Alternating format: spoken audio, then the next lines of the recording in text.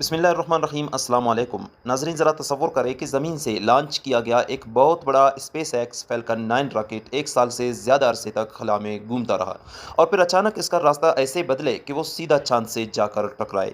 یہ کسی فلم کا منظر نہیں بلکہ 5 اگست 2026 کو واقعی ایسا ہوا ہے، اور اب ناسا نے چاند کی سطح کی بیفور اینڈ آفٹر تصاویر جاری کر دی ہے، جن میں اس راکٹ کی ٹکرانے سے بننے والا نیا کریٹر بھی واضح طور پر نظر آ رہا ہے۔ لیکن سب سے بڑا سوال یہ ہے، آخر یہ راکٹ چاند تک پہنچا کیسے؟ کیا اسپیس ایکس نے اسے جان بوجھ کر چاند پر مارا تھا؟ اور اگر نہیں تو پھر خلا میں اس کے ساتھ ہوا کیا؟ آئیے آسان الفاظ میں پوری سائنس سمجھتے ہیں۔ یہ کہانی شروع ہوتی ہے 5 جنوری 2025 سے، جب اسپیس ایکس نے ایک فیلکن 9 راکٹ لانچ کیا۔ اس راکٹ کا مقصد فائر فلائی ایرو اسپیسز کا بلو گوسٹ لیونر لینڈر اور ایک اور لیونر اسپیس کرافٹ کو چاند کی طرف روانہ کرنا تھا۔ راکٹ نے اپنا اصل کام مکمل کر دیا، لیکن اس کے بعد فیلکن 9 کا اپر اسٹیج یعنی راکٹ کا وہ حصہ جو پے لوڈ کو خلا میں پہنچانے کے بعد باقی رہ گیا تھا، زمین پر واپس نہیں آیا۔ یہ حصہ خلا میں ایک طرح کا اسپیس ڈیبرس بن گیا اور کافی عرصے تک چاند اور زمین کے درمیان ایک پیچیدہ ٹریجیکٹری پر حرکت کرتا رہا۔ اب یہاں ایک بہت دلچسپ سائنس آتی ہے۔ خلا میں کوئی چیز صرف سیدھی لائن میں سفر نہیں کرتی، اس پر مختلف گریویٹیشنل فورسز اثر انداز ہوتی ہیں۔ ارتھ کی گریویٹی، مون کی گریویٹی اور سن کی گریویٹی کے ساتھ ساتھ سولر ایکٹیویٹی نے بھی اس راکٹ اسٹیج کی ٹریجیکٹری پر اثر ڈالا۔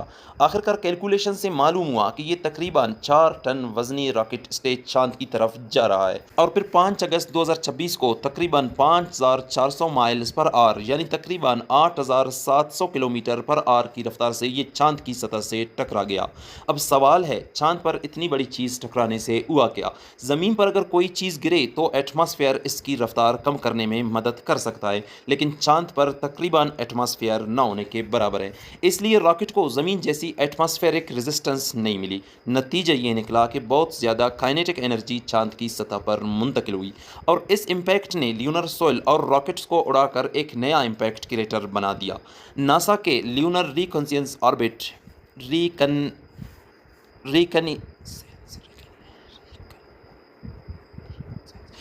لیونر ریکنیسنس آربٹ نے 11 اور 12 اگست کو اس علاقے کے تصاویر حاصل کیے، اور ناسا نے تصاویر میں کریٹر تقریباً 60 فیٹ یعنی 18 میٹر چوڑا نظر آتا ہے، جبکہ اس کی گہرائی 10 فیٹ یعنی تقریباً 3 میٹر سے کم ہے۔ اور دلچسپ بات یہ ہے کہ کریٹر کے ارد گرد چاند کی سطح پر ڈارک اور برائٹ اسٹریکس بھی نظر آ رہی ہیں۔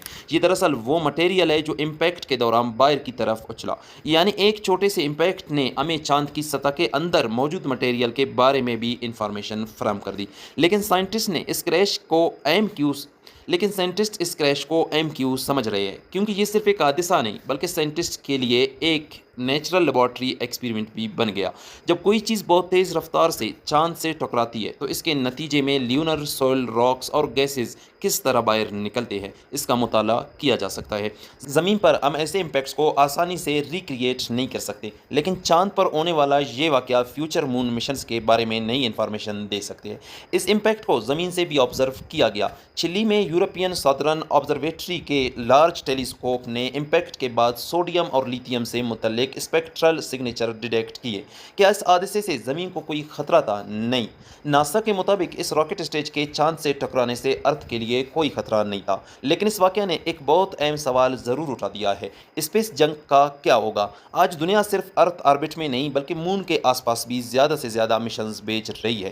فیوچر میں مون پر NASA mission, private companies, research stations اور شاید ہیومن بیسز بھی بڑھ سکتے ہیں۔ تو اگر راکٹ اسٹیج اور دوسرے آبجیکٹس ان کنٹرول حالت میں خلا میں گھومتے رہے تو مستقبل میں یہ لیونر انفراسٹرکچر اسپیس کرافٹ یا ایسٹروناٹس کے لیے مسئلہ بن سکتے ہیں۔ اس لیے سائنٹسٹ اور لیونر ٹریفک اور اسپیس ڈیبرس مینجمنٹ کو بھی سنجیدگی سے دیکھ رہے ہیں۔ اور یہاں ایک دلچسپ بات بھی سن لے، سوشل میڈیا پر اس کریش کے کچھ ایسے ویڈیوز بھی وائرل ہوئی تھی جنہیں اصل کریش کی ریکارڈنگ بتایا گیا، لیکن اے ایف پی کی فیکٹ چیک کے مطابق وہ سنتھیٹک فیک فوٹیج تھی۔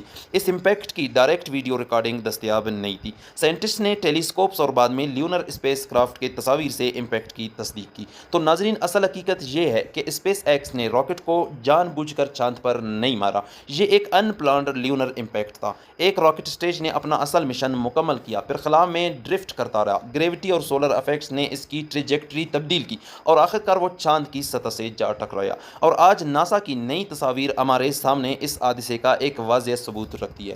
چاند کی سطح پر ایک نیا کریٹر، یہ واقعہ میں یہ بھی یاد دلاتا ہے کہ خلا خالی ضرور نظر آتی ہے، لیکن وہاں موجود ہر آبجیکٹ گریوٹی کے قوانین کے تحت حرکت کر رہا ہوتا ہے۔ اور جیسے جیسے انسان مون کی طرف واپس جا رہا ہے، ہمیں صرف وہاں پہنچنے کی ٹیکنالوجی نہیں بلکہ اسپیس ٹریفک اور لیونر انوائرمنٹ کو محفوظ رکھنے کی ٹیکنالوجی بھی تیار کرنا ہوگی۔ اگر آپ کو ایسی سائنس، اسپیس اور ٹیکنالوجی کی آسان اردو میں انفارمیشن ویڈیوز پسند ہے تو چینل کو سبسکرائب کریں، کیونکہ اگلی ویڈیو میں ہم بات کریں گے اگر انسان مون پر رہنا شروع کر دے تو وہاں سب سے بڑا مسئلہ کیا ہوگا۔